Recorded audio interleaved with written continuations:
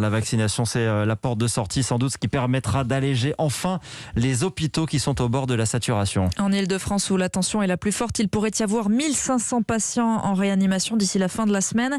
C'est le branle-bas de combat pour libérer des lits. Alors, dans les établissements de santé, on s'active pour trouver une solution au plus vite, Victor Delande. Oui, avec plus de 1350 patients Covid en réanimation, la région francilienne compte déjà 250 malades de plus qu'au pic de la deuxième vague.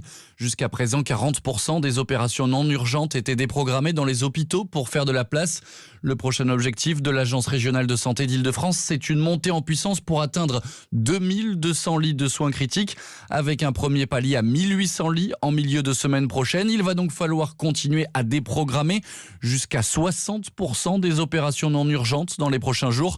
Mais là où le bât blesse, c'est au niveau du personnel soignant, comme l'explique le professeur Bertrand Guidé, chef du service réanimation à l'hôpital Saint-Antoine. Le personnel, là, il est épuisé. Et moi, quand je leur demande de faire des efforts, faire des heures supplémentaires, de modifier leur planning pour ouvrir des lits supplémentaires, c'est très très compliqué. Le problème, c'est que l'Île-de-France ne pourra pas compter autant sur les renforts d'autres régions que lors de la première vague, et pour cause, la pression hospitalière est élevée sur tout le territoire.